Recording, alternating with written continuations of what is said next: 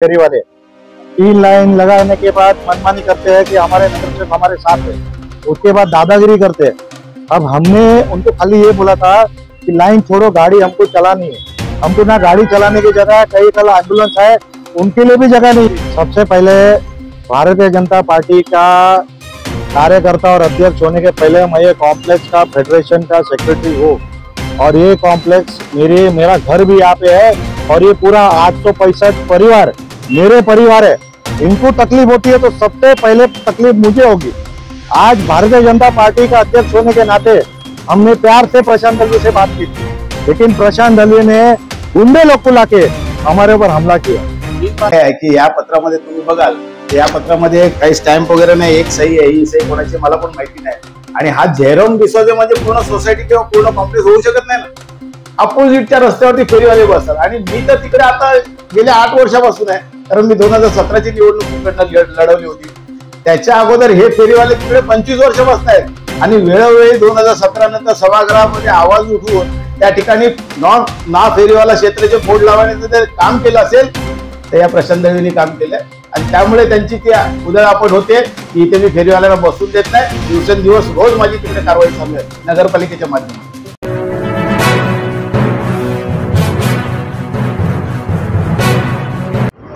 मीरा भाईंदर शहरामध्ये भाजप पक्षातला अंतर्गत वाद हा पुन्हा एकदा चव्हाट्यावरती आलेला आहे आणि ह्याचा विषय आहे फेरीवाला। काही दिवसापासून मीरा भाईंदर शहरामध्ये फेरीवाल्यांचा विषय अगदी चर्चेचा विषय ठरलेला आहे आणि त्यालाच एक खत पाणी म्हणजे आज काल आम्ही जहांगीर सर्कलच्या या साईडला गेलो असताना तिकडे काही भाजपाचे कार्यकर्ते आणि एक तिकडच्या माजी नगरसेवक दळवी म्हणून आहे त्यांच्यावरती आरोप केला की ते फेरीवाल्यांना घेऊन सोसायटीमध्ये आम्हाला मारायला आले होते, कारण आम्ही त्या फेरीवाल्यांच्या विरोधामध्ये तक्रार केली होती। या संपूर्ण विषयामध्ये नक्की त्यांचंही म्हणणं काय होतं आणि नक्की प्रशांत दळवी यांची भूमिका काय होती, नक्की प्रशांत दळवीची ह्यांच्यावरती काय प्रतिक्रिया आपण और आपके साथ में क्या घटना हुई है? घटना ये हुई है, कल 1 लाइन की जगह 3 लाइन लगी है। एक तो पहले इलीगल फेरी वाले 3 लाइन लगाने के बाद मनमानी करते हैं कि हमारे नगर सेवक हमारे साथ है। उसके बाद दादागिरी करते हैं। अब हमने उनको खाली ये बोला था कि लाइन छोड़ो, गाड़ी हमको चलानी है। हमको ना गाड़ी चलाने की जगह है, कई कल एम्बुलेंस है, उनके लिए भी जगह नहीं है। आज हमारे कॉम्प्लेक्स के 865 फ्लैट्स है, कम से कम 150-200 गाड़ी अंदर है। 150-200 गाड़ी ये लोन से डेली चलती है। हर एक कॉम्प्लेक्स से शिकायत है कि गाड़ी अंदर आ नहीं सकती है, वहां पे तकलीफ होता है। तो ये कॉम्प्लेक्स से शिकायत लेके हमने प्रशांत दलवी को फोन लगाया था। प्रशांत दलवी को हमने बोला कि भाई तुम्हारा नाम आया है, क्या तुम लेते हो नहीं लेते हो ये बताओ। प्रशांत दलवी ने क्या लेते हो क्या नहीं लेते स्पष्ट रूप से बोलिए, हफ्ता लेते हो कि नहीं, क्या जवाब दिया?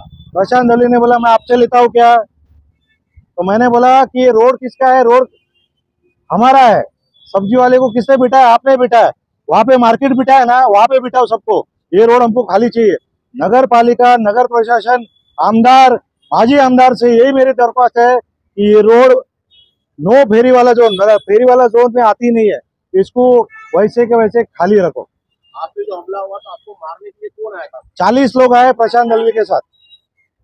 आप जिस पार्टी से बिलोंग करते हो, भारतीय जनता पार्टी, उनकी सत्ता और उनका ही नगर सेवक, और एक तरफ कहते हो कि हम भारतीय जनता पार्टी पर आपके ही नगर सेवक आप कहते हो जो हफ्ता भी लेते हो और आपको मारते भी। सबसे पहले भारतीय जनता पार्टी का कार्यकर्ता और अध्यक्ष होने के पहले मैं ये कॉम्प्लेक्स का फेडरेशन का सेक्रेटरी हूँ और ये कॉम्प्लेक्स मेरा घर भी यहाँ पे है और ये पूरा 865 परिवार मेरे परिवार है। इनको तकलीफ होती है तो सबसे पहले तकलीफ मुझे होगी। आज भारतीय जनता पार्टी का अध्यक्ष होने के नाते हमने प्यार से प्रशांत दलवी से बात की थी, लेकिन प्रशांत दलवी ने गुंडे लोग को लाके हमारे ऊपर हमला किया है। इस बात की कोई पुलिस शिकायत की है या? हमने पुलिस शिकायत इसलिए नहीं की कि फेडरेशन की मीटिंग थी। हमने सोचा फेडरेशन को बाकायदा हम मीटिंग लेके इसके आगे प्रोसीजर क्या किया जाए, क्योंकि हमने ये जो काम किया है फेडरेशन के मद्देनजर रख के, जो तकलीफ हमारे कॉम्प्लेक्स को होती है। आज हमारे कॉम्प्लेक्स में पानी भरती है, गटर का काम है, ये चारों नगर सेवक एब्सेंट नहीं मिसिंग है। हल्ला करण्यात आला, शिवीगाळ करण्यात आली, नक्की त्याच्या पाठीमागचं सत्य आहे? सत्य हे आहे की मी त्यांचा अर्ज काल त्यांनी माझ्या विरोधात पोलीस स्टेशनला दिलाय। तर सत्य आहे की या पत्रामध्ये तुम्ही बघाल, या पत्रामध्ये काही स्टॅम्प वगैरे नाही, एक सही आहे, ही सही कोणाची मला पण माहिती नाही। आणि हा झेरोम डिसोजे म्हणजे पूर्ण सोसायटी किंवा पूर्ण कॉम्प्लेक्स होऊ शकत नाही ना। आणि त्यामुळे मी या भानगडीत न पडता मी आज PI आणि आयुक्त साहेबांना पत्र दिलेलं आहे पोलीस आयुक्तांना की त्याच्यावरती कायदेशीर कारवाई करा, कारण त्यांनी माझी बदनामी केलेली आहे, तर त्याच्यावरती कारवाई करा.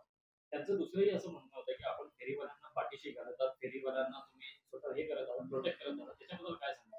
नाही नाही, मी एक तुम्हाला सांगतो की त्या अर्जामध्ये जे त्यांनी नमूद केलं ना की त्याच्या बिल्डिंगच्या RNA ब्रॉडवेच्या बिल्डिंगच्या बाहेर फेरीवाले बसतात, ते एकदम त्यांनी पोलिसांची पण दिशाभूल केलेली आहे.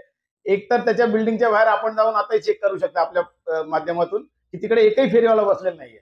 अपोजिटच्या रस्त्यावरती फेरीवाले बसतात आणि मी तर तिकडे आता गेल्या 8 वर्षापासून आहे, कारण मी 2017ची निवडणूक तिकडनं लढवली होती. त्याच्या अगोदर हे फेरीवाले तिकडे 25 वर्षापासून आहेत आणि वेळोवेळी 2017 नंतर सभागृहामध्ये आवाज उठवून त्या ठिकाणी ना फेरीवाला क्षेत्राचे बोर्ड लावण्याचं जर काम केलं असेल तर या प्रशांत दळवींनी काम केलंय आणि त्यामुळे त्यांची ती उधळापट होते की इथे मी फेरीवाल्यांना बसून देत नाही. दिवसेंदिवस रोज माझी तिकडे कारवाई चालू आहे नगरपालिकेच्या माध्यमातून. तुम्ही भाजप पक्षाची तीही व्यक्ती आरोप करणारी भाजप पक्षाची कुठेतरी असं वाटतं की पक्षातला वाद हा चव्हाट्यावरती आहे? बघा, भाजपचा व्यक्ती असेल, मी एखाद वेळ त्याला समजून घेईन, दुसऱ्यांदा समजून घेईन, पण त्याचे कॉल रेकॉर्ड माझ्याकडे आहेत. त्यांनी मला 18 वेळा फोन केले. काही कारण नसताना त्यांनी मला फोन करून माझ्या आई वडिलांवरती शिव्यागाळ केलेली आहे आणि म्हणून मी त्याला जाब विचारायसाठी गेलो होतो आणि बघितलं तर एकदम मध्यतुंद अवस्थेत आहे. त्याला उभं राहायची पण गरज हे नव्हती, शुद्ध नव्हती आणि तो माझ्या अंगावर येत असेल आणि तो जो म्हटलाय ना की 40-45 लोक घेऊन गेलेला, तर पोलीस प्रशासन त्याची पाहणी करावी ना, त्यासाठी CCTV कॅमेरे चेक करावेत. आणि मी माझ्याकडे जे रेकॉर्ड आहे त्यांनी जे काय मला शिव्या दिल्यात तर ते रेकॉर्ड मी पोलिसांनाही देणार आहे.